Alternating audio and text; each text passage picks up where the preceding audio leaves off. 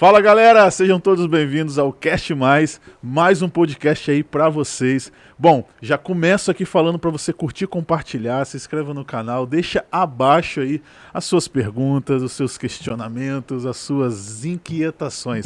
Aproveite esse espaço para você estar participando aí juntamente comigo. E hoje eu trago aqui uma pessoa muito especial. Trago ele aqui, Sérgio Júnior, o pastor Sérgio Júnior, está aqui conosco diretamente de Cabo Frio, aquela cidade linda, aquele lugar belo, aquele lugar que no verão sofre por uma aglomeração exorbitante, assim eu posso dizer. Mano, sejam bem-vindos, cara, a casa é sua, se eu posso dizer. Como que você tá, mano? Fala, gente. Fala, pessoal. Em primeiro lugar, valeu, Davi, pelo convite aí. Estou muito feliz de poder estar participando desse podcast. É uma alegria enorme. Cara, realmente aqui, só para você ter ideia do que você está falando, aqui nós temos faixa de 300 mil habitantes, contando os arredores, né, de Cabo Frio, Aham. os bairros um pouco mais distantes. Mas se for contar só aqui, onde se concentra a maior parte, a gente tem mais ou menos 180 mil a 200 mil pessoas. Mas, cara, chega no verão a bater faixa de 1 milhão de pessoas num lugar onde vivem Eita. 180 mil pessoas. É só vocês terem ideia. Eu não sei agora com esse lance de Covid, né, cara? No- Mas uma parada absurda. Você não sai com o carro direito, você não consegue andar na praia no centro direito. Os É difícil. flanelinhas vibram, né? Nossa, né? Muita gente. Bom, é uma parte boa, né? A gente faz bastante dinheiro com turismo aqui, né? Sim, sim, é Quando o verdade. prefeito não rouba muito, a gente faz muito dinheiro aqui. Mas, cara, ó, poxa, muito obrigado. Eu te agradeço aí por aceitar o convite, por estar participando. Vai ser algo muito bom, um bate-papo aqui, algo descontraído, algo de buenas. Infelizmente, estamos aí separados nesse quesito de quilômetros, mas graças a Deus nós temos a tecnologia que nos aproxima dessa forma aí, onde pode fazer essa junção e mostrar as duas faces aí pro mundo. É verdade. Mano, cara, eu queria começar esse bate-papo falando um pouquinho sobre o Ministério Cia da Alegria. Daqui a pouco nós vamos falar alguns assuntos, como questão de filhos, o Júnior é papai, questão de seminário, de concílio, tantas coisas aí pra gente estar conversando sobre. Quem sabe algumas coisas, curiosidades, pedir ele aí um pulo do gato aí pra você que tá nos assistindo, que é solteiro e solteira aí, ó. Quem sabe é um cara aí, ó, já casado, tem seu filho, sabe? Tem a manha, né? Então você que tá aí, fique ligadinho, aproveite esses momentos. Mas, Júnior, fala aí Vamos pra lá. gente, cara. Cia da Alegria, cara. O que que é a Cia da Alegria? Como que você conheceu a Cia da Alegria? Como que isso começou na sua vida, mano? Beleza. Cara, a Cia da Alegria tem para mais de 15 anos, né? Foi um projeto que nasceu, a gente entende assim, que primeiro no coração de Deus, onde a Shirley, né, que eu tenho o privilégio de chamar de mãe, né, foi a fundadora. É, Lá em Nova Iguaçu, na primeira igreja batista em Andrade Araújo, né, muitos anos atrás. Na época, o meu pai era pastor lá, ele pastoreava aquela igreja, e nós começamos com um pequeno grupo onde a gente ia alegrar assim, o coração das crianças em lugares assim mais carentes. Então a gente se juntava, botava na época umas perucas assim muito ruins, cara, mas coisas muito ruins. Pena. Eu não sei se você vai ter Trash. imagem para colocar, ou pode colocar no podcast, mas enfim. Gente, era um negócio muito feio, era uma camisa, uma bermuda, mas porque a gente estava começando, a gente sabia muito bem como funcionava. E a nossa ideia era levar alegria, era levar um sorriso. Era basicamente só isso. E Uhum. com o tempo a gente foi entendendo a nossa missão de uma maneira mais séria. Inclusive nós fomos, você também foi, né? Lá para aquele congresso, a Terra dos Palhaços, lá em São Paulo. Nós aprendemos muito lá e viemos assim com muito mais carga, muito mais coisas. E com isso a gente foi desenvolvendo um trabalho mais do que isso, só em lugares carentes. Nós começamos aí, aqui no Rio de Janeiro, nós começamos aí no Brasil inteiro. Tanto em igrejas, programação de igrejas, que não era o alvo inicial, né, mas acabou Uhum. também se transformando. e também em lugares assim carentes, onde a gente se vestia de palhaço, um palhaço mais arrumadinho, a gente costumava chamar de clown, né? Porque o clown tem uma diferença. Ele não tem uma maquiagem, uma roupa tão forte, tão Uhum. espalhafatosa, por exemplo, como o Patati Patatá. Sim, O bem clown é aquele, marcante, né? o clown é aquela questão mais amenizada. Por quê? Porque a gente lidava com crianças de 2, 3, 4 anos. Uhum. Crianças que têm um visual ainda, não tem um discernimento visual muito bom. Então ela vai olhar aquilo, vai tomar um susto, vai começar a chorar, vai criar um medo, uma barreira em relação àquilo. Então a gente fazia uma maquiagem muito leve. E o nosso objetivo era através do louvor, nós tínhamos uma banda, Sim, e através do louvor, do teatro, nossa, toda a mensagem a gente fazia com teatro, e depois a aplicação através ali da tia, do tio que ia pregar. E era muito legal que a gente via realmente, cara, crianças tomando decisões. E a gente às vezes pensa assim, ah, a criança não vai tomar decisão, ou é uma coisa que não uhum. vale de nada, cara, vale sim. Quantas crianças hoje a gente ouve das igrejas que a gente visitou, das igrejas que a gente foi, que desde que ela falou assim, não, eu quero conhecer esse Jesus, eu quero estar com esse Jesus, elas continuaram essa jornada, esse caminho até hoje, né?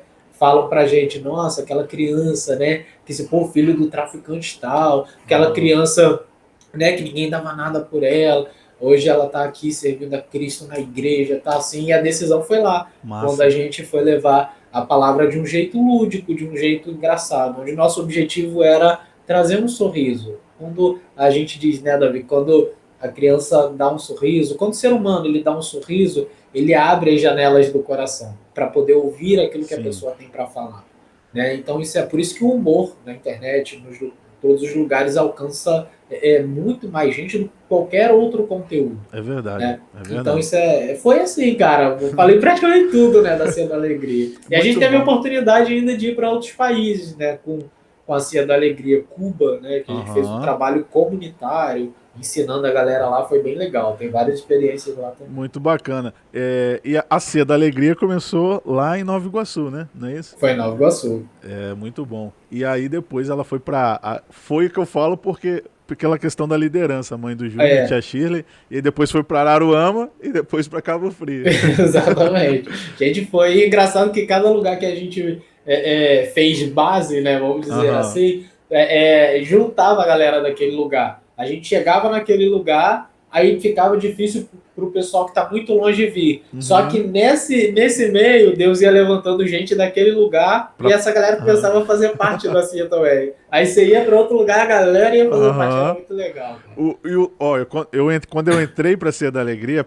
a primeira vez que eu fui, ainda era em Araruama, e eu cheguei na rodoviária cheio de vergonha, mas muita vergonha mesmo. E aí me vem um rapaz numa Kombi e ele com gorro de Papai Noel. Meu, eu falei, tô no lugar certo, cara.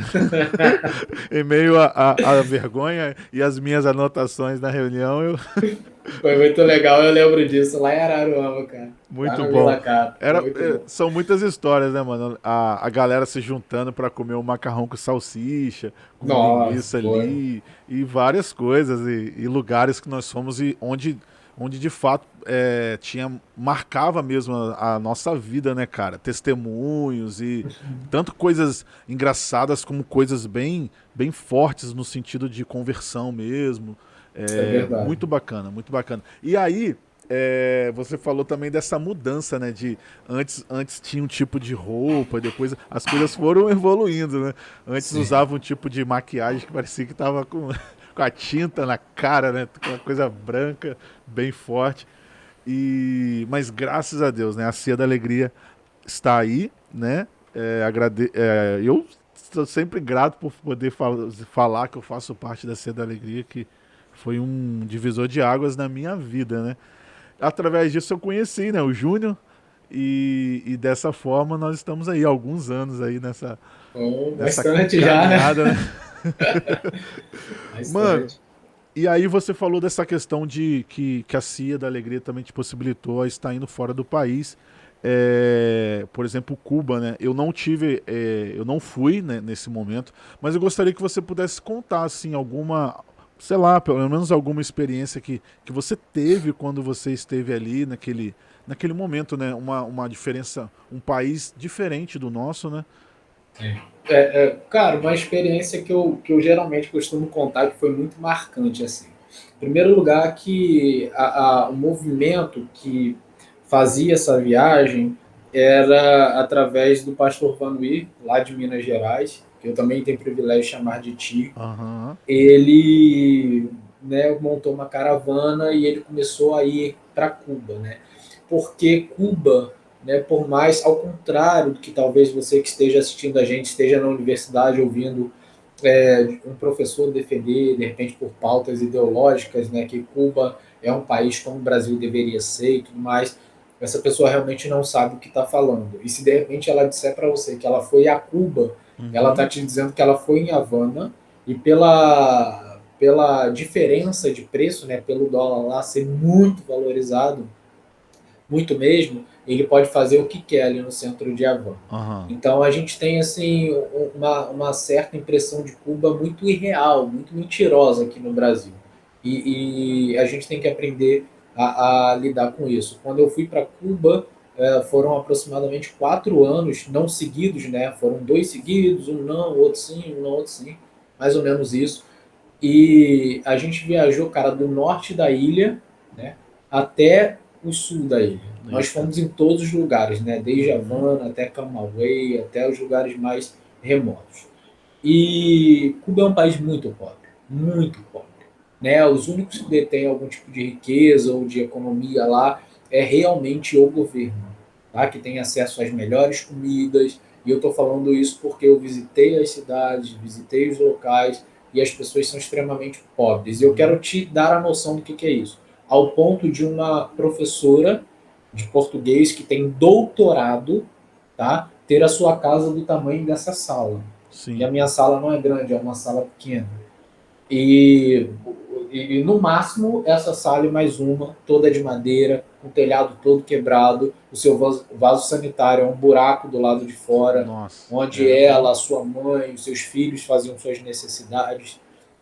Então, é uma coisa extremamente absurda. Então, nosso principal objetivo lá era levar a palavra de Deus, mas através da ação comunitária. Nós levávamos, cara, sabonete, pasta de dente, a gente levava, cara, a gente enchia a mala e meio que, assim, podia barra não podia. Então, a gente sempre enfrentava um certo medo para entrar lá no país. Aham.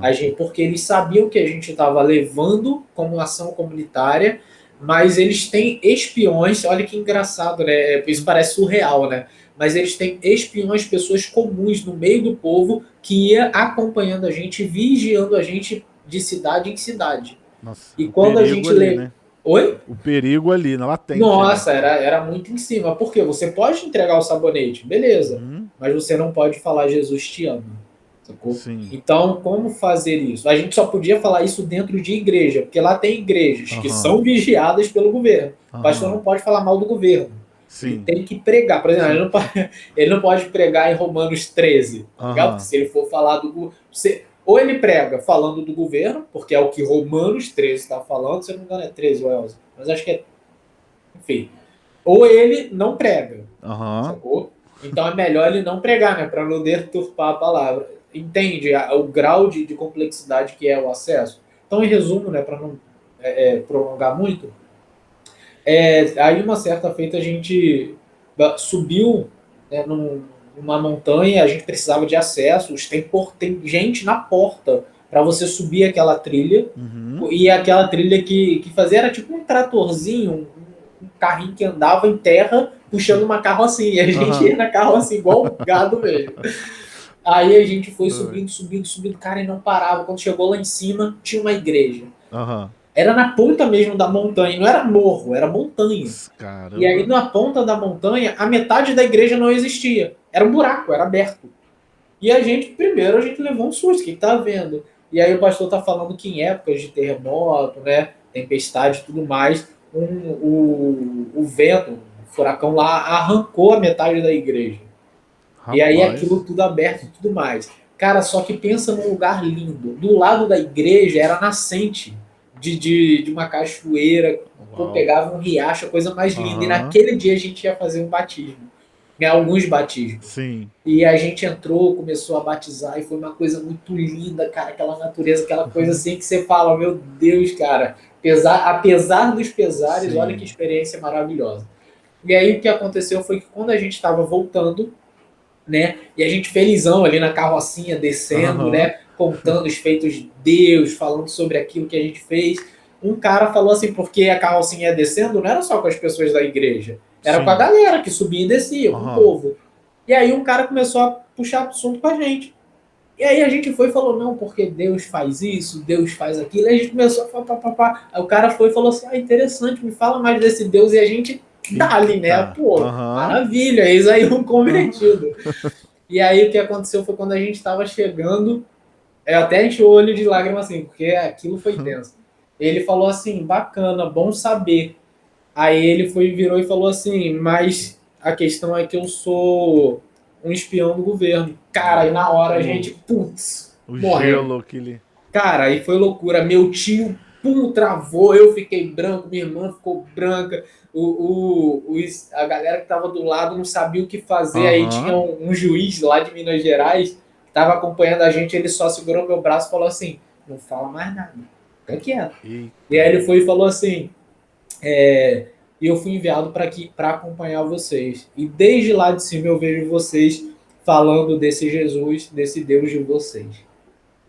Aí a gente ficou parado assim, ele foi e falou assim: só que eu sirvo ao governo. E quem serve ao governo não pode servir a Deus. Gente, a gente tá falando de Cuba, olha que loucura. Aham. Ele falou: quem serve ao governo não pode servir a Deus. Mas tudo aquilo que vocês falaram mexeu comigo de alguma forma. Uau, né? Então eu não vou fazer nada contra vocês. Vocês estão.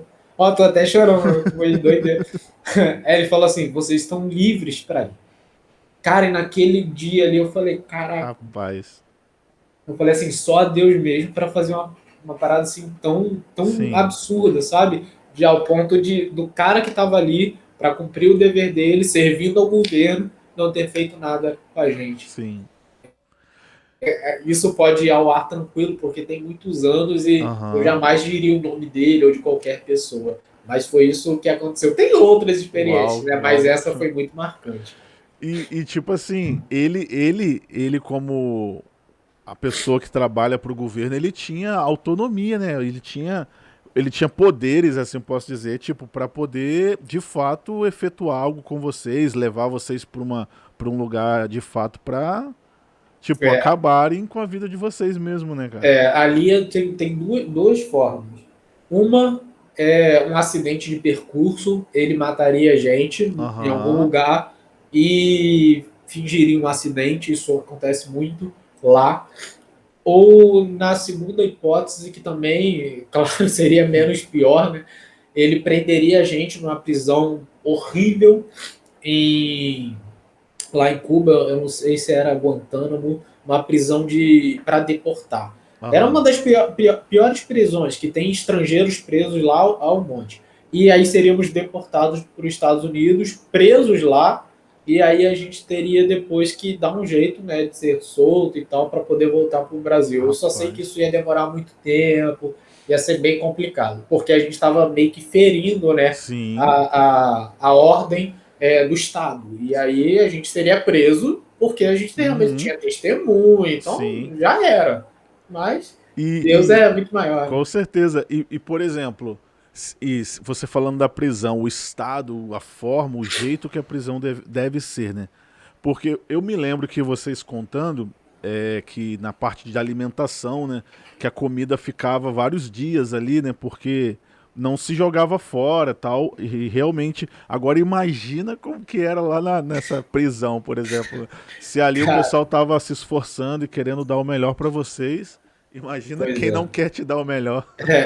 É bem precário, cara. É bem precário. Você é isento de muitas coisas lá, muitas coisas. O Sim. próprio cubano é isento das coisas, entendeu? É um Uhum. frango por mês para você dividir com a família inteira. É. Porque o governo, né, a utopia, né, do brasileiro que tem esse tipo de ideologia é o seguinte, né? Ah, todo mundo come igual. Realmente come igual. Só que todo mundo vai comer um frango por mês. Para Olha a só. família inteira. Então, se você tiver 10 Que pessoas ou tiver doideira, meu. 2 pessoas, você vai comer um frango.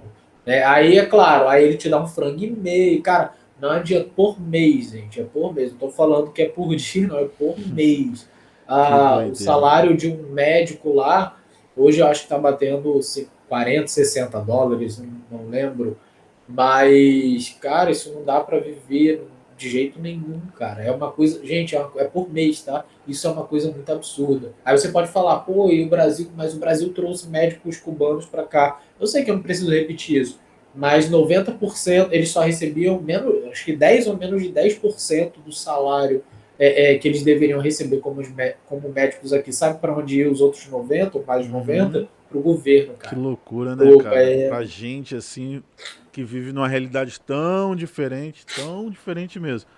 Mas ô Júnior, mas aí vocês foram para Cuba, mas aí é de boa, né, cara? Vocês são brasileiros, foram pra lá, todo mundo pagou, o pessoal pagou pra vocês irem, né? Pagaram o hotel pra vocês, a Nada, alimentação, te deixaram lá nos lugares bem top, não foi? cara, pelo contrário, era uma loucura porque tudo era com o nosso dinheiro, tudo, Aham, tudo. Era tanta a nossa viagem, não tinha um órgão por trás fazendo a gente realizar nessa missão. sim. Então era tudo bancado pelo nosso bolso, tudo. Aquilo que a gente levava de doação era nosso também. Sim. A gente comprava, pedia. Gente, a pessoa que dava um sabonete pra gente, aí a gente via que a mala não estava cheia, ia ali e comprava 40, 60, 80, Aham. 100. Nossa, tinha mala, Davi, que levava 200 sabonetes. Olha só, cara. Cara, era uma parada muito louca. Posso só contar uma parada muito rápida? Claro, eu, Muito eu, mais eu rápida. te falei, eu falei isso aqui justamente para você adentrar esse assunto. Porque muita gente pensa que às vezes fazer missões é tipo assim, não, eu vou, mas você me dá tudo aí, cara. Me dá um hotel top, me dá uma comida ali, o filé mignon. Mas você vê que não é por aí, né? Não, pô, não é meio, cara. Mas Não é manda ver meio. aí pra gente.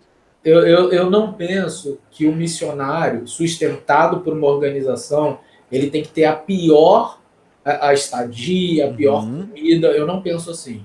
Eu penso que o missionário ele realmente ele tem que ser sustentado dentro do melhor daquilo que é possível. Sim, verdade. Mas eu também penso que esse missionário, tanto sustentado pela organização ou como um missionário independente, você tem que fazer a sua parte em termos financeiros para você arrecadar dinheiro e investir ainda mais no trabalho e no reino. Bom, se de repente você dormir num lugar melhor vai te fazer investir mais no lugar no Aham. reino, cara, Faça junte isso. dinheiro, faça isso, durma Uhum. num lugar melhor. Não sei, não sei.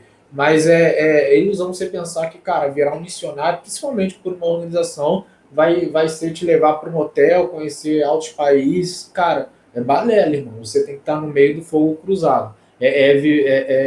Vivendo na trincheira mesmo, Sim. sacou? E aí a situação que me lembrou do sabonete foi o seguinte: a gente estava terminando um dia de trabalho e aí, se eu não me engano, foi minha irmã, que ela tava com o grupo dela.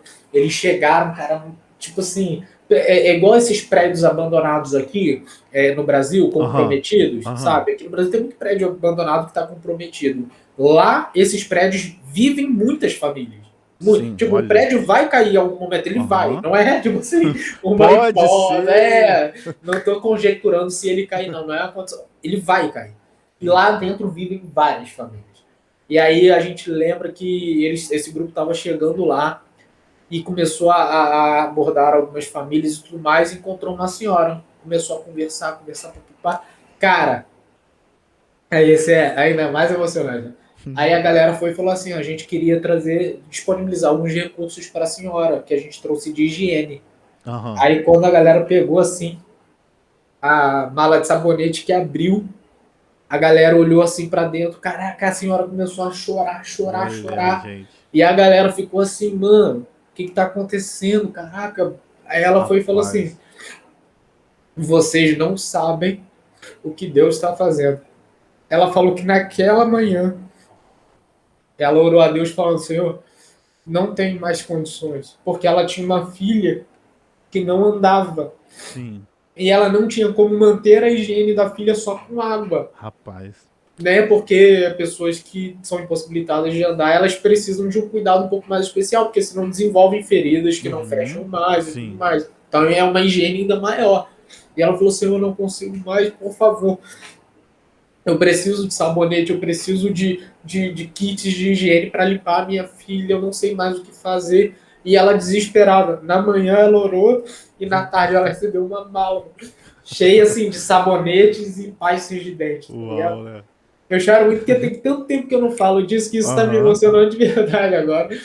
E a. Cara, e a galera, nossa, começou a chorar. Foi assim, foi, cara, que dia especial. Ela Sim. orou na manhã e de tarde Deus providenciou através do nosso trabalho, assim, da nossa vida. Foi, cara, Aham. foi lindo demais, mano. Cara, Muito legal. que experiência, né? Nada compra a Pô, experiência, né, mano? Porque é algo que vocês viveram, tipo, ninguém tira isso de vocês, algo que vocês levaram a essa senhora, ou seja, vocês foram de fato instrumentos de Deus ali na vida dela e tipo, cara, ó, incrível.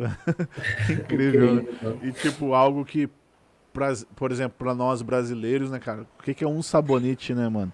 Por mais que nós tenha essa crise toda, as dificuldades, mas tipo, um sabonete é pra gente ver a diferença, né, cara? A discrepância que acontece e muita gente ainda apoiando, falando: "Ah, não, vamos lá, é isso daí", apoiando o partido X, o partido tal, que se diz e Preocupado, né, isso com daí. a, Eu, uma vida mais igualitária. eu me lembro da minha época do seminário, que tinha uma moça lá, se eu não me engano era de Cuba ela, e ela falou lá já pro pessoal do seminário que uma latinha, acho que era uma latinha de Coca-Cola, era tipo, era equivalência a, acho que um salário de lá, uma parada assim, Era, tipo, pô, era, pra eles era. então olha, né, cara, eu não tô, que não beba, beba Coca-Cola, mas tô falando tipo assim, rapaz, é muito louco a gente pensar isso, né?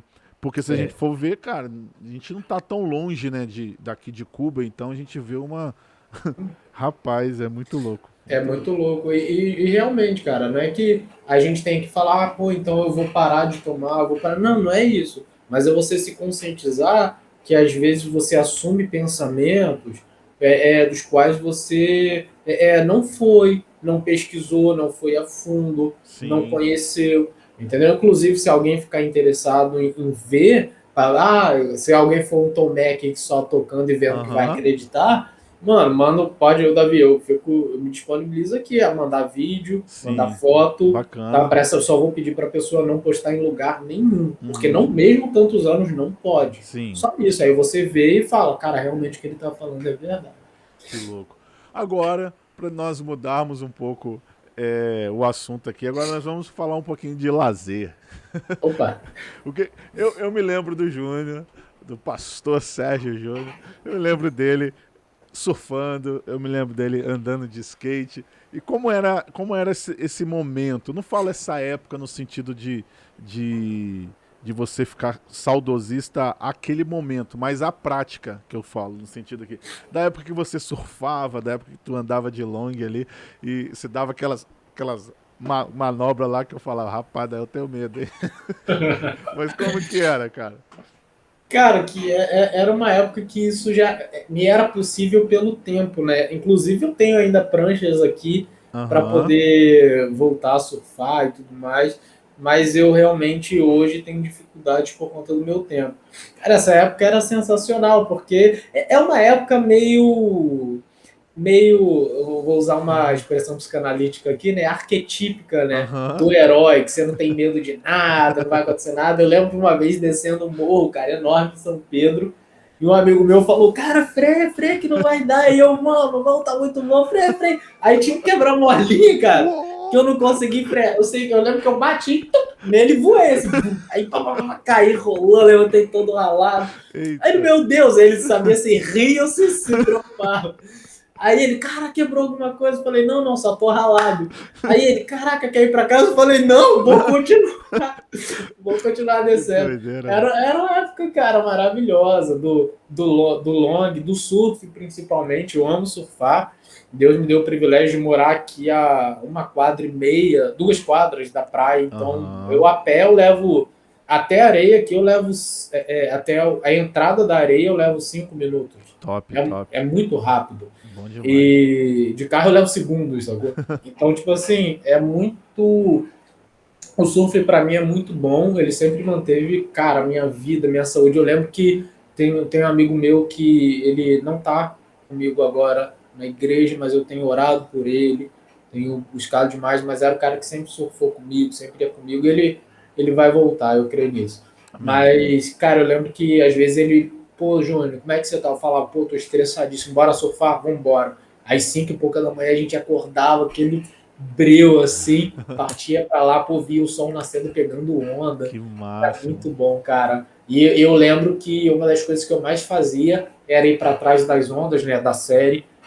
É porque a onda vem, mas ela quebra em um certo local. Então Aham. a gente, vamos supor que ela viesse, crescesse muito aqui e quebrasse aqui. A Aham. gente geralmente pega ela aqui, ó, perto de quebrar. O que eu Certo. fazia? Eu contornava, né? Vinha para trás da onda. Então a onda passava aqui, né? Só me levantava e quebrava.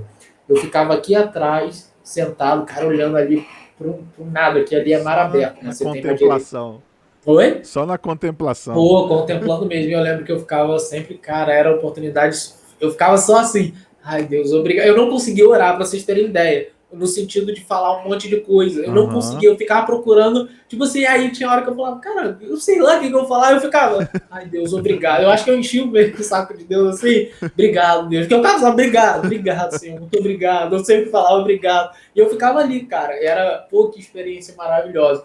E o surf eu pretendo voltar, cara, em algum Bacana, momento. bacana. Se Deus quiser colocar meus filhos para surfar, com Massa. certeza. Você falando dessa questão de ficar contemplando, eu me lembro de quando eu, em alguns momentos, eu voltava da igreja, lá da Barra da Tijuca, que eu fui, participei lá durante um período, e voltava, né, pá, de moto, passava ali debaixo do túnel, já chegava ali quase para chegar em São Conrado e via aquele marzão aberto, lindo. Rapaz, é um momento que você só olha assim e fala, uau, Deus, é porque e eu me lembro de tentar me aventurar no Cara, eu ia surf falar que isso você me agora. ensinou. E eu me lembro, eu vou citar dois pontos aqui. Um, quando eu sofri aquele. Quando eu comecei quase a morrer lá, afogado. E eu desesperado, porque veio uma onda, pum, me jogou. Eu levantei, veio outra, acho que veio uma sequência de 3 ondas, eu já meio que perdendo o ar. E eu olhando pro Júnior, chamando, desesperado. O Júnior rindo e falando, calma, calma. Eu desesperado, desesperado. Cara, eu lembro, Como que eu iria me acalmar no meio ao caos? cara, eu lembro disso perfeitamente. Posso só dar um oi aqui? Pode? Tem Claro. que dar um oi. Dá um Oi, oi, Raquel. tá no Oi, podcast, neném.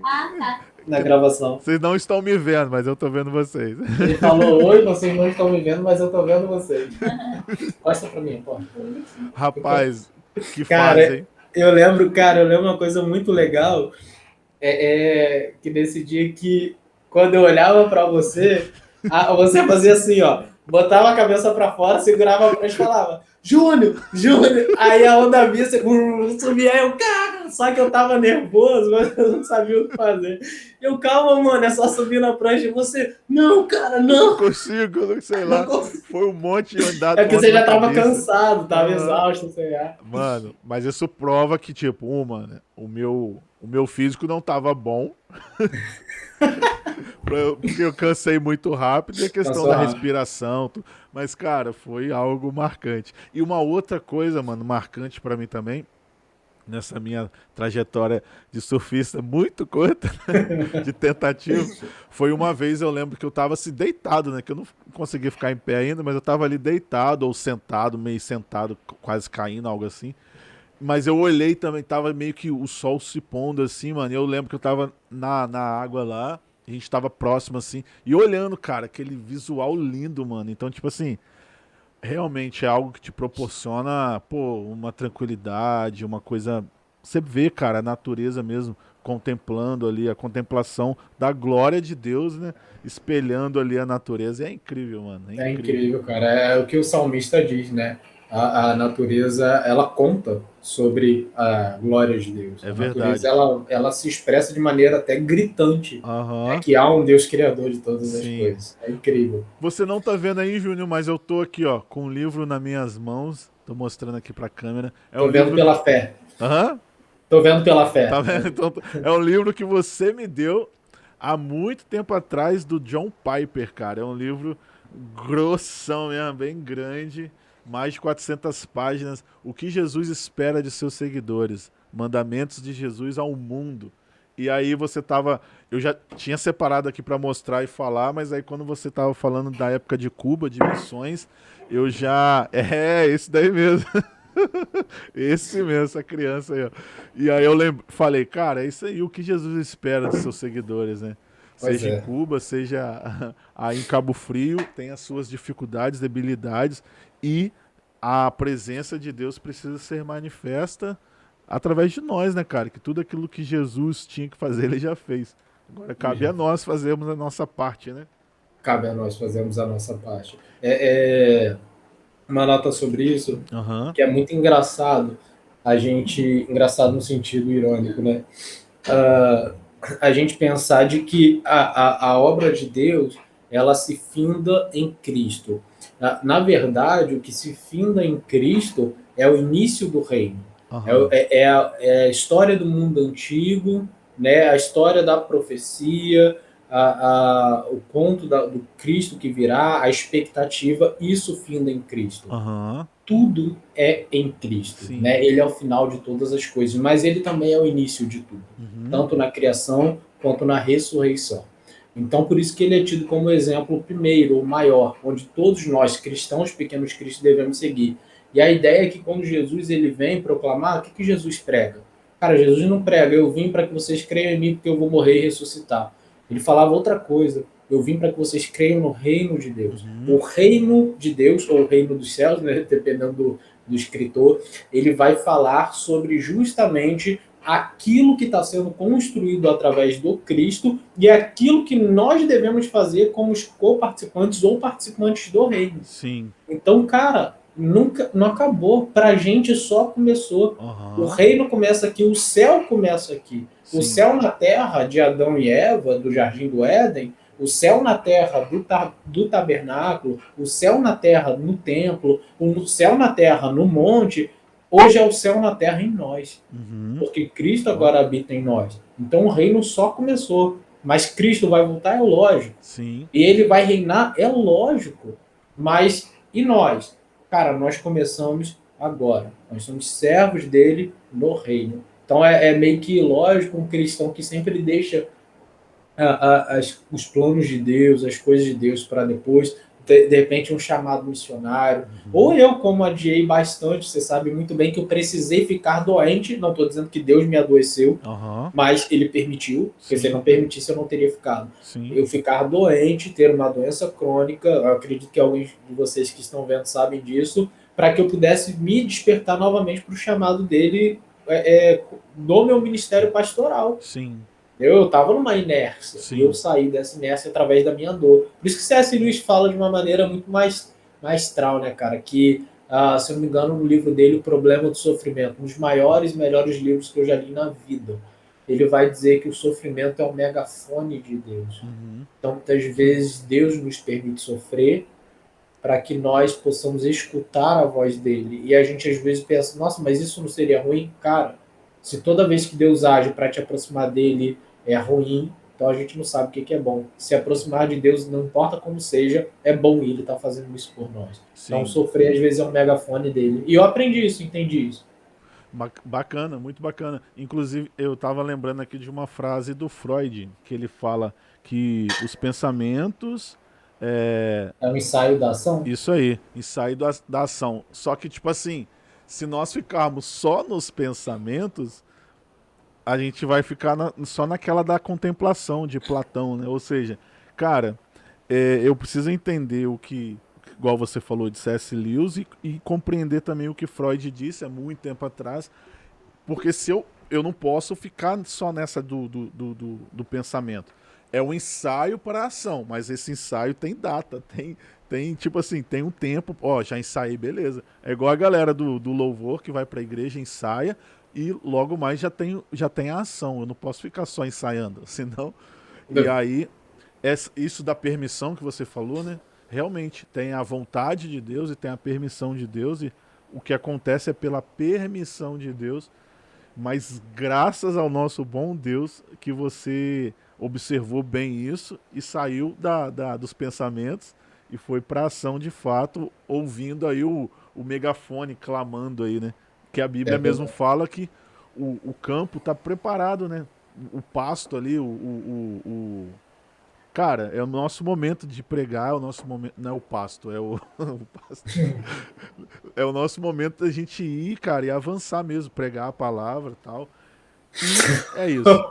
O pastor não pode ser, porque senão. É, o Mas pasto não, a semeadura, né? os animais. Mas, ó, aproveitando aqui que a gente está falando sobre essas questões, agora eu queria falar, você que está ouvindo aí, nem todos sabem, mas o Júnior é psicanalista, inclusive professor de psicanálise. Então, eu queria também, Júnior, que você falasse um pouquinho como que foi essa questão da psicanálise na sua vida, né? Eu sei que isso já tem bastante tempo, antes mesmo aí do seu pastoreio, de concílio, você já permeava por esse caminho da psicanálise. Como que foi? Como que foi esse início e como que está sendo até hoje, né? Engraçado que perguntar isso é porque eu lembro que eu ficava muito chateado quando eu Aham, era criança, que a galera me chamava, né? Vou de trás para frente. A galera me chamava de pastorzinho. aham. Nossa, eu ficava com muita raiva, porque meu pai era pastor e na rua a galera, pastorzinho. E aí o meu pai também era psicanalista, né? E ele foi fundador da Escola Fluminense de Psicanálise. Uhum. Então eu desde pequeno cresci no meio, né, de uma família Sim. praticamente de pastor, porque meu tio também se transformou. Ó. Ele também, né, Hora veio de a se morfar. tornar pastor, veio a se tornar pastor. E eu não até então eu não sabia o que Deus tinha para mim, até uns 20 e pouquinhos, perdão, até uns 19 anos. E aí naquela época eu lembro que, cara, eu não tinha nada em mente, eu não tinha o que fazer e tudo mais. Mas eu lembro que meu pai falou assim para mim, cara, tu não vai ficar à toa em casa, né? Daquela concepção de família edípica, né? Que o pai dita as leis e a família vai seguir. Isso foi muito bom para mim, tá, gente? Porque ele falou, cara, tu não vai ficar em casa, você vai pro trabalho comigo. Ele falou, eu não vou te deixar em casa à toa, sem estudar, sem nada, porque eu não tinha Aham. ingressado na faculdade nem nada. E aí eu comecei a ir para o trabalho para o curso de psicanálise. E eu lembro que eu fiquei praticamente um ano sentado em todas as aulas, ouvindo. E eu lembro que quando acabou esse ano, que entrou outro ano, cara, quando entrava nas aulas eu já sabia Aham. as coisas que estavam acontecendo, que o professor estava falando, ao ponto de, às vezes, o professor fazer uma pergunta, eu não era nem aluno, eu estava lá trabalhando. Eu perguntava, posso responder? E às vezes ele deixava, eu respondia. Isso começou a mexer comigo de uma maneira muito positiva. Eu falei, cara, será que esse negócio tem vez na minha vida? E aí eu lembro que eu comecei a estudar como Freud propunha, né? Eu comecei a fazer tanto o tripé psicanalítico, né?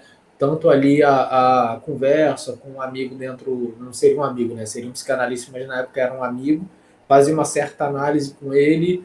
Também fiz as leituras das obras freudianas e além das leituras da obra freudiana, a autoanálise. Cara, aquilo Uhum. foi, assim, transformador para mim. Aquilo me fez ver, apesar de não ser uma cosmovisão, a visão psicanalítica, mas me fez ver o mundo de uma maneira um pouco diferente, o homem, o ser do homem enquanto ser. Então isso fez com que eu fosse mudando aos poucos. Nessa época, eu já comecei a sentir o chamado de Deus. Na verdade, eu tinha tido isso adolescente, esqueci totalmente, e nessa época, já de formação em psicanálise, eu comecei a ver que Deus tinha um plano para mim no seminário.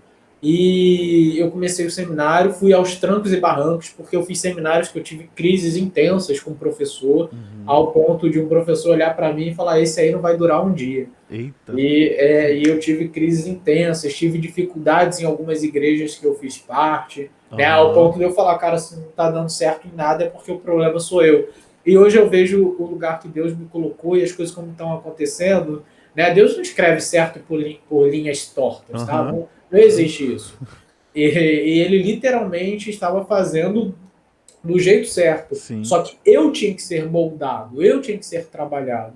Então, todas essas experiências negativas e difíceis que eu tive em vários lugares me fez quem eu sou hoje e a oportunidade que eu tenho hoje de trabalhar não só como psicanalista, como pastor. E no mundo psicanalítico, que foi sua pergunta, eu lembro que depois já, né, de formado em teologia, em psicanálise, tinha já uns anos e eu Aham. sempre fui um cara eu odiava a leitura, mas eu acho que porque eu nunca fui sentar para ler. E aí, em um certo momento da minha vida, eu comecei a ler e falei: caraca, eu amo esse negócio de ler. E eu comecei a amar ler. E aí, meu pai, que era o dono da instituição, vendo aquilo, me ligou um dia e falou: filho, sábado que vem eu não tenho professor para tal polo. Você pode dar aula? E eu, cara, eu falei assim: como A assim, ação aí, ó. mano? A ação aí. Nossa, eu fiquei assim, desesperado no dia, assim. Só que eu não sei como, porque eu sou aquele cara, eu era, né? Vamos colocar assim. Eu era aquele cara que se eu tinha alguma dificuldade, eu não falava, pô, não dá. Eu ficava assim, deixa eu ver aqui, né? Eu era Aham. meio que. Eu ficava meio que postergando tudo mais. Aí o que aconteceu? Eu lembro que chegou, né, aquele. Eu não sei quem que me deu o que eu falei, posso. Eita. Quando eu desliguei o telefone, eu falei, cara, o que eu fiz? E você conhece bem o meu pai, Davi. Para quem não Aham. conhece, se você disse pode, se você disse vai, Já irmão, era. já era. Não tem essa de, se você falar que não vai, por quê? Porque ele é assim. Você Uhum. tem dado essa, se ele falar assim, 9 horas eu estou em tal lugar. Gente, se der 9h05 ele não tiver lá, ele já tá te ligando assim, ó. Ele não é que ele fique doente, desesperado, mas ele tá lá assim, ó. Tô chegando, me desculpa atrás. Ele não tem essa. Aham. Entendeu? Eu vou pagar no tal dia. Tal dia ele paga. Ele é um Isso cartão aí. de crédito ambulante, porque não de ter dinheiro, né? Mas no sentido de ele paga no dia certo. Sim. Ele é sempre assim. E eu falei, posso. Cara, e aí, né, meu complexo edípico, né, falou assim, já era. Você disse pro teu pai que vai, tu não vai desapontar teu pai. Não vai Aham. deixar ele na mão nisso que é muito sério. Eu falei, caraca, e agora? Mano, eu sei que eu mergulhei, eu fiz, tinha um curso daquela matéria que eu fiz, era uma semana, em uma Aham. semana eu fiz o curso inteiro daquela matéria. Eu li todos os livros possíveis. Eu fiquei Aham. quase que doente, mas eu lembro que quando eu dei a aula, no final da aula, o pessoal não tinha muito costume nesse polo, né? De aplaudir o professor. O pessoal aplaudiu e na hora eu falei, cara, então foi bom. Eu Aham. só fiquei, só que eu não entendia muito bem o que estava acontecendo. Eu falei, foi bom, graças a Deus. Aí eu falei, obrigado, pessoal, tal, espero estar com vocês numa próxima. Enfim, fui para casa, nossa, me deu muita dor de barriga Feliz no e de dia. boa. Não, Missão cumprida, né? missão cumprida, aquela mão suando e tal. Cheguei em casa, meu pai me ligou, falou assim, Júnior, como é que foi a aula? Eu falei, putz, falaram mal. Aí eu falei assim, cara, eu não sei, eu dei a aula. No final o pessoal até bateu palma, mas eu não sei, será que eu falei alguma besteira e tal? Ele, não, pelo contrário. As pessoas estão dizendo que foi a melhor aula do curso de psicanálise que eles já tiveram até hoje. Que Mano, top, né? nossa, aí eu caí pra trás. Eu falei, tá aí o meu lugar. Tá aí o meu Aham. lugar no mundo profissional. E eu me identifiquei com aquilo, mano, e comecei assumir, a ler mais, estudar mais e assumir mais cadeiras no curso. Né? Até que um dia o patrão resolveu se aposentar, né? Não completamente, Aham. porque ele é o fundador da instituição, mas ele praticamente falou, cara, segue, toca esse negócio aí. E aí é claro que eu peguei a empresa de um mundo que ainda, o mundo nosso empresarial era um mundo pré-globalizado, né? Nós éramos apenas um curso assim de localidade, né? De Sim. tradição. E eu peguei essa tradição e essa localidade e coloquei ela no mundo praticamente. Inclusive hoje eu tenho alunos de outros países. Inclusive eu Bacana, né? tenho Estados Unidos, eu tenho agora um a aluna que está entrando agora de Portugal. Então, eu literalmente tirei de uma localidade e coloquei no mundo. Então, essa foi minha inserção, cara, no mundo. Não sei se eu respondi como deveria, mas Respondeu? essa foi minha inserção no mundo psicanalítico, né? Foi meio Massa. que de repente, assim. E isso daí mostra a importância da família, né? A importância do. Porque você percebe aí que o seu pai, ele observou, né, como que você tava, tipo, você não vai ficar em casa, mano. Tu vai, Aham. tipo, bora, vamos pra lá. Ou seja, vamos trabalhar. E tipo assim, a coisa foi acontecendo naturalmente pra você, mas eu imagino que ele já. Ah, o seu pai já tava já pensando nesse final aí, tipo assim, cara, agora se assume aí, porque eu já vou dar uma descansada aqui e tal. Ou seja, ele já tava vendo lá na frente, mas ele foi ali Cara, galgando com eu, você. eu acho, mano, que foi a última cartada dele, pra É, ser né? sincero. Foi porque ele falava pra mim, cara, eu não quero isso pra você. Ah, é? Falava, porque pela conta da carga, do trabalho, ou Aham. da dificuldade, a gente sabe que empresariar aqui no Brasil é uma parada absurda, Sim, é é. difícil. E, cara, você sangra E. para fazer as coisas funcionarem. Inclusive, eu estava vendo uma estatística que 80 a 85% das empresas que abrem de 1 a 5 anos falem, vão falir. Sim, sim. Entendeu? E isso, cara, é absurdo É no Brasil. Isso absurdo. está totalmente errado. E eu fico vendo, cara, a gente tem mais de 26 anos. É claro que, em primeiro lugar, eu vejo a graça e a misericórdia de Deus. Sim. Mas é claro que a gente sangra, a gente dói para fazer isso tudo funcionar. Não é fácil. Você teve essa experiência com a gente, né? Aham. Você é psicanalista, você esteve lá com a gente, trabalhou com a gente, e você sabe muito bem como as coisas não são fáceis Sim. para acontecer, funcionar. Então era a última cartada dele. Eu lembro que ele tinha meio que. Ele nunca desistiu de mim como filho, mas ele desistiu de ser aquele pai que fala assim, cara, corre atrás, cara, pô, faz alguma coisa. E eu sabe, se tivesse dado tudo errado, eu jamais poderia olhar para trás e falar, ninguém fez por mim, Aham. sabe? Porque ele Sim, fez, minha mãe sim. fez, a minha família fez. E hoje eu falo com os meus adolescentes aqui, meus adolescentes, pessoal, na igreja. O seguinte, cara, a gente tava tendo essa conversa semana. Falei assim, não sejam meninos, sabe? Eu fui menino. Eu fui um adolescente que é menino. Sabe? Tá namorando? Namora pra casar, cara. Tá namorando pra casar? Pô, trabalho. Ah, porque eu tô esperando a faculdade, porque papai, mamãe vai Uhum. bancar. Para, cara. Para de ser menino. Para de ser menino, vai atrás, mano. Bate para você daqui a 2, 3, 4 anos bater no peito e não ficar se perguntando quem eu sou e eu não sei quem eu sou, quem eu sou diante dos meus amigos, porque eles são alguma coisa emocionada. Isso são perguntas filosóficas que mexem com a nossa vida, Sim. né? Que levam muitas vezes a gente a uma depressão e tudo mais. Então, construa agora, construa agora. Não fica com essa coisa de mais tarde eu faço porque papai e mamãe lava minha roupa e coloca minha comida na mesa. Não, faz isso não. Seja menino, não. Corra atrás, trabalhe. Porque às vezes você não tem um pai, como muitos dos meus adolescentes não têm, uma mãe para poder te falar. Mas, cara, tu tá vendo essa live aqui, eu tô te falando. Então você não vai Uhum. poder lá atrás, lá na frente, falar assim, lá atrás ninguém me falou, Ninguém me ninguém me falou. orientou. Sim. Né? Então a orientação, cara, se eu posso dar alguma orientação, é essa.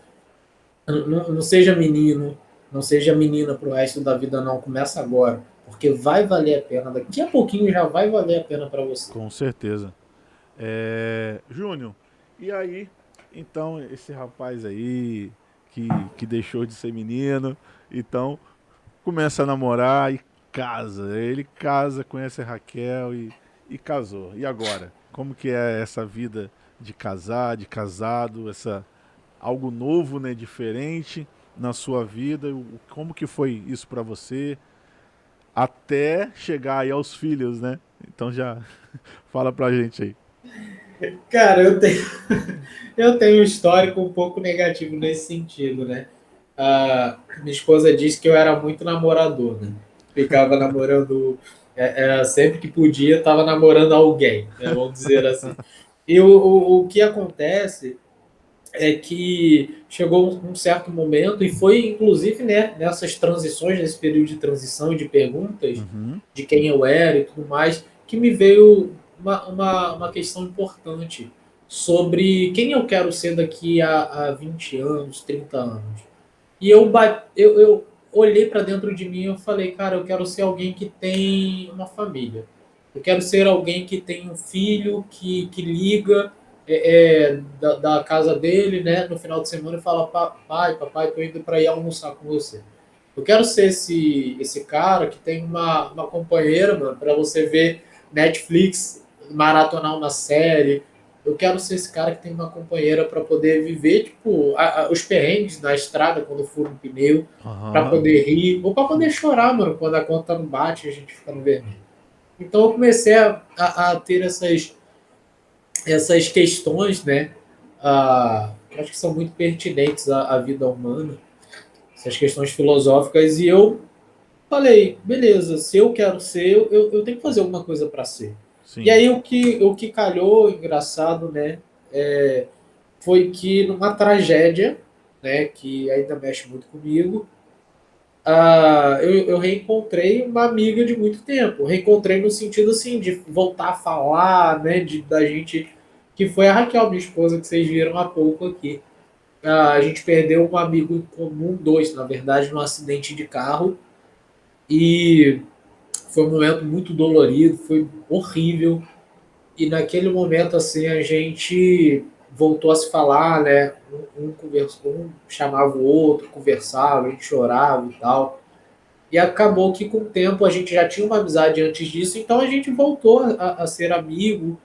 E, cara, foi tudo dando certo entre a gente até o ponto de que a gente decidiu namorar. E aí uma questão engraçada, eu acho que você sabe disso, foi o seguinte, que a gente namorou 9 meses, nós noivamos, né? E nesse tempo foram 9 meses casamos. Aham. Aí acho que um pouquinho mais de 9 meses, não sei, Raquel engravidou. Aham. E aí a gente, né, período de 9 meses, na verdade não é 9 meses certinho, né? Mas nós tivemos o nosso primeiro filho. E foi tudo muito rápido, assim. É Sim. claro que, né, aí engraçado, olha só, gente, como é interessante você casar com alguém que fecha com você. Para vocês terem ideia, quando a gente era muito amigo. E hoje o que eu falo muito com os adolescentes lá da igreja é namore amigo. Para com esse negócio de ficar procurando gente. Cara, tem um amigo, você é amigo. Se você é amigo de verdade, você conhece ela. Se você é É. amiga de verdade, você conhece o cara. E, cara, é ele, mano.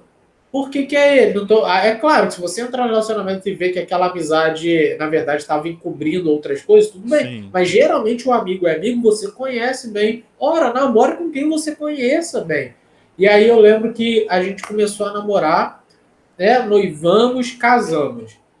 Cara, eu lembro que com 3 meses de namoro, cara, meu negócio tava, pum, indo de vento em polpa. E você sabe muito bem que a gente tem escola aqui na região dos Sim, lagos. sim, aham. Cara, e acho que com 3 ou 4 meses, a gente teve uma crise, a crise lá da Petrobras Sim. e tudo mais.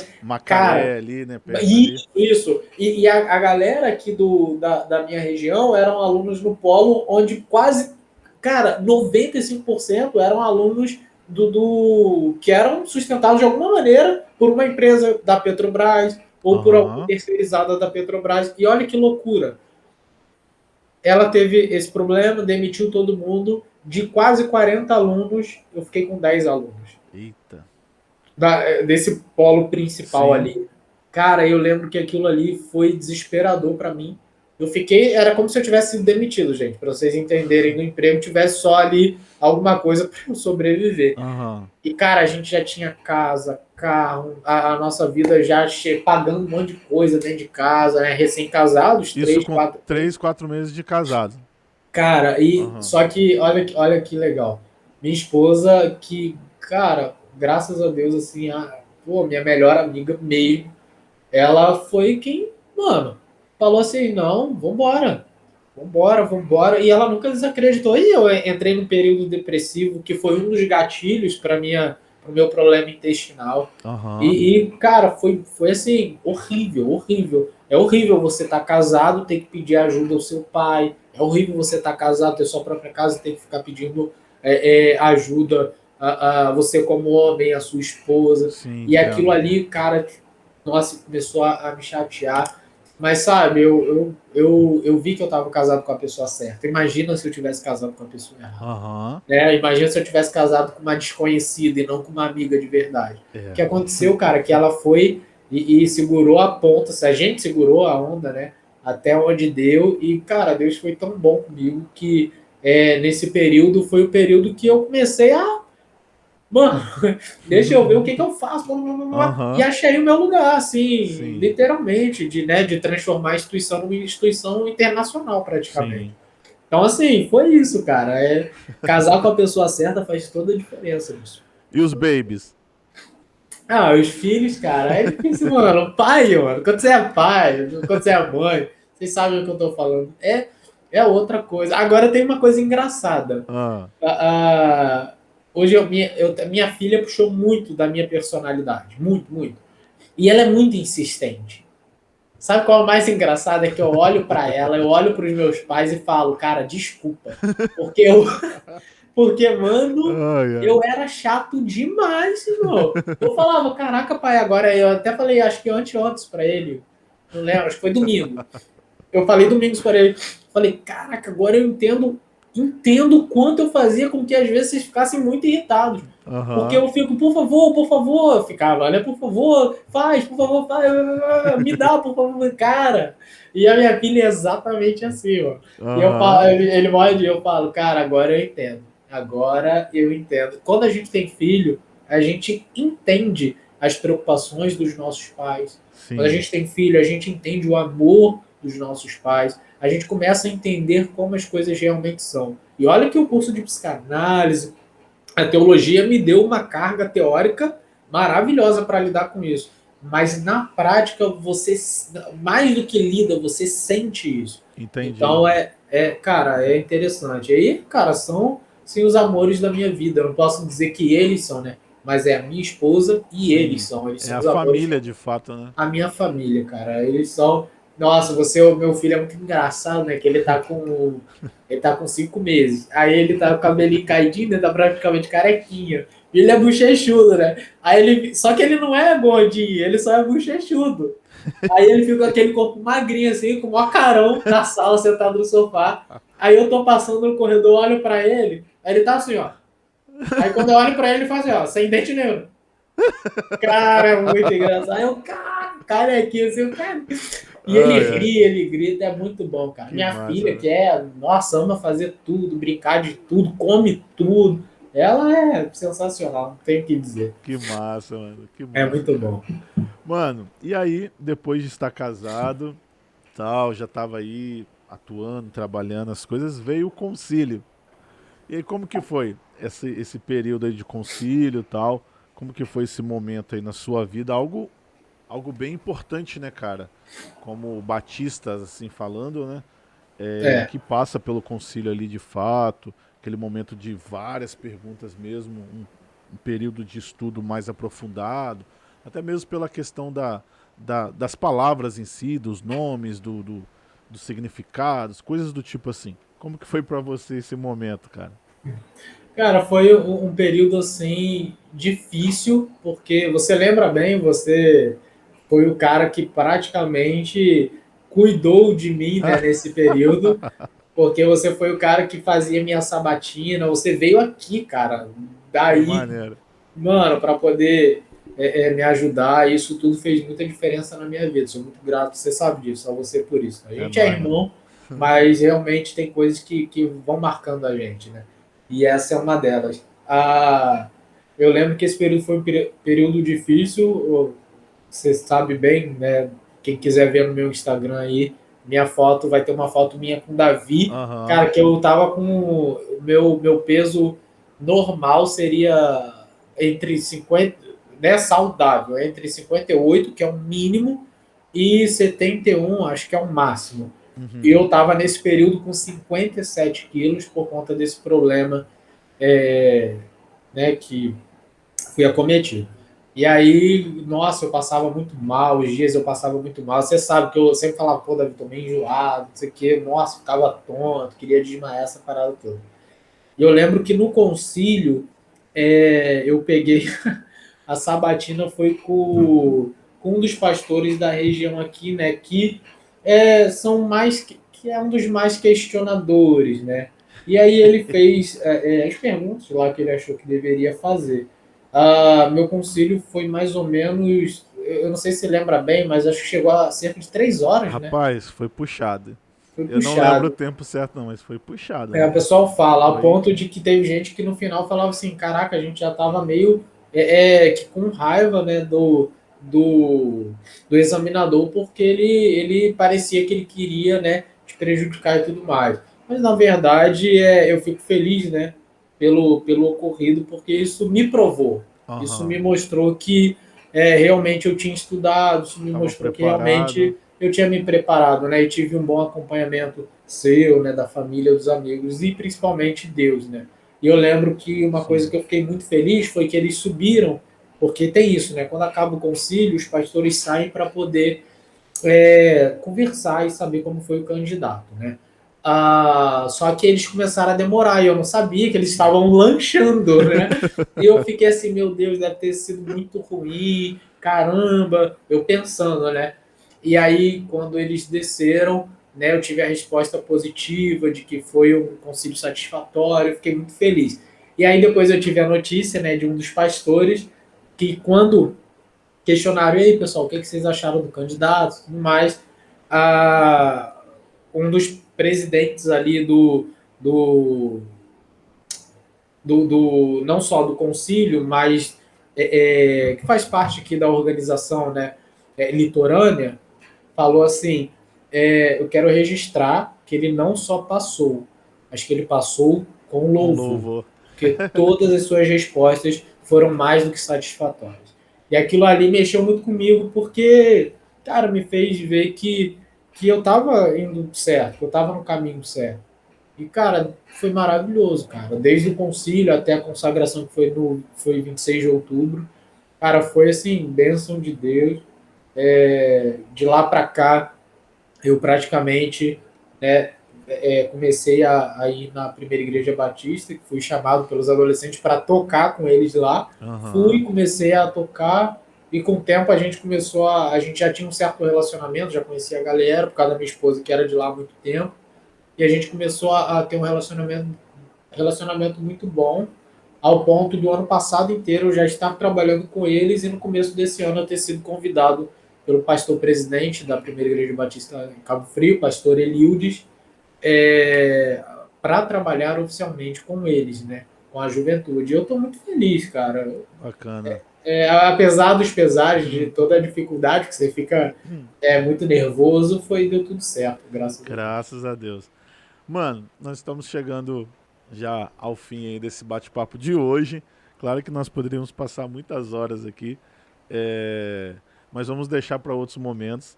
Mas cara, quero te agradecer de novo, novamente, Tamo muito junto. obrigado mesmo. É muito bom, além de estar gravando aqui, a gente poder estar relembrando algumas coisas, tal, de vários momentos e estar partilhando aí, né, um pouquinho da sua vida para a galera. Esse é um podcast novinho, novinho. O canal foi criado há poucos dias, há pouco tempo, mas eu espero que possa alcançar muitas pessoas. Então, gostaria que você fizesse então as suas considerações finais, não são as considerações finais de um concílio, de algo do tipo, mas suas considerações finais aí para a galera que vai estar ouvindo, assistindo aí, mano. Beleza. Pessoal, só quero agradecer mesmo o convite do Davi para poder participar aqui desse podcast e dizer que se eu posso deixar qualquer coisa para vocês, qualquer mensagem para vocês, eu quero voltar naquilo que eu falei antes. Cara, comece, se a maioria que está vendo aqui é adolescente, é jovem, né, ou que seja adulto, cara, não seja menino, não seja menina, sabe? A vida cristã, ela exige muito que a gente aprenda a atravessar a rua sem dar as mãos. A vida adulta, ela exige muito de nós para que a gente possa alcançar aquilo que Deus tem para a gente poder chamar de alegria certos momentos. Então, se eu posso deixar a mensagem com vocês cara, abracem o que vocês podem fazer hoje, principalmente pelo reino de Deus, né? E aquilo que Ele quer que vocês façam, ou seja, a justiça dele, porque tudo aquilo que for a mais, vai ser acrescentado para vocês. Então, sejam responsáveis. Tem uma coisa que eu acredito, que é um dito, né, popular cristão, é o seguinte: Deus não chama desocupado. Eu acredito nisso, cara. Realmente eu acredito nisso. Deus chama você que está. Ele pode fazer um convite assim, né? Mas te chamar para poder se envolver, trabalhar com a obra, porque ele vê que você é responsável, porque você se dedica àquilo. Então, cara, faça, faça. Posso falar só mais uma coisa, Davi? Claro, mano, manda ver. Cara, por favor, se de repente você que estava aqui na parte que a gente falou de Cuba e tudo mais, né? Aí você estava, porque é gravado, é o seguinte, ah, cara, procure conhecer, procure saber, não só Cuba, como outros países. Se você tem essa vocação missionária, saiba que esses lugares estão precisando muito, muito, muito da nossa ajuda, da ajuda das pessoas que podem levar alguma coisa e com isso levar também a palavra de Deus. Né? O meu apelo é só que você, assim para você como para mim também, que a gente se torne responsável. Né? E responsabilidade é literalmente assumir o compromisso com aquilo que nós escolhemos. Então escolha aquilo que você quer fazer e assuma a responsabilidade por isso, que eu sei que Deus tem grandes coisas para fazer através da sua vida. É isso, Davi. Show de bola, mano. Galera, Deus abençoe sua vida. Curta, compartilhe esse podcast. Tá aí, pastor Sérgio Júnior aí, a participação dele. Assim eu acredito não será a única. Eu espero que ele possa estar por aqui várias e Só várias chamar. vezes. É isso Só aí. chamar que eu venho com outra, essa é do Naruto, eu venho com outra. Isso aí, você vai ver pelas camisas aí, às vezes. É isso. Gente, Deus abençoe sua vida. É isso aí. Até a próxima e fui!